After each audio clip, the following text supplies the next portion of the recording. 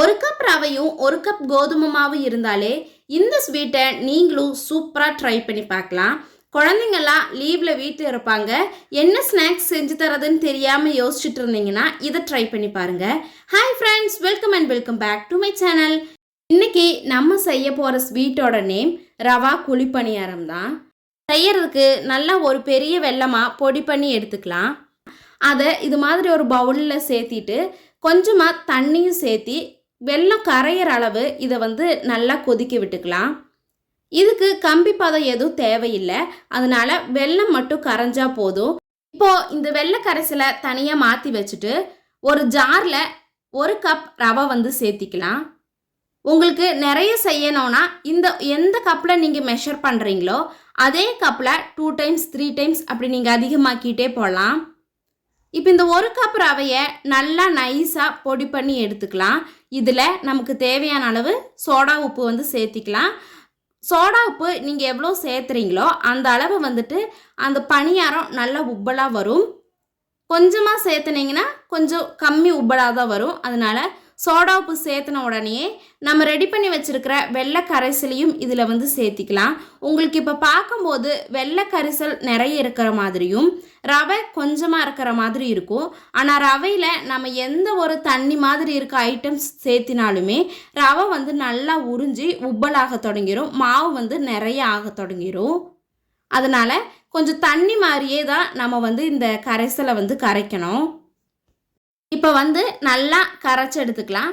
இதுக்கு முன்னாடி நீங்கள் ரவை அரைக்கும் போதே ஒரு 2 ஏலக்காயை அதில் சேர்த்து பொடி பண்ணிக்கோங்க. நான் சேர்த்துறதுக்கு மறந்துட்டேன். அதுக்கப்புறமா தான் அந்த ஏலக்காயும் கொஞ்சமாக பொடிச்சு சேர்த்தனேன். இப்போது ரவையும் வெள்ளை கரைசல் சோடா உப்பு இது 3ஐயும் நல்லா கரைச்சதுக்கப்புறமா இது கூடவே ஒரு கப் கோதுமை மாவு சேர்த்திக்கலாம். நீங்கள் எந்த கப்பில் மெஷர் பண்ணுறீங்களோ அதே கப்பில் தான் கோதுமை மாவும் ஒரு கப் சேர்த்திக்கலாம்.